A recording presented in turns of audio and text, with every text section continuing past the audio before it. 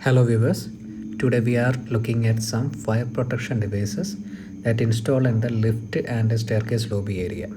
Okay, here you can see some standard fire safety devices like a manual cold point MCP and one talkback unit is there, and another is that Hooter sounder. Okay, these are usually placed at the near the staircase and lift lobby for quick access during an emergency.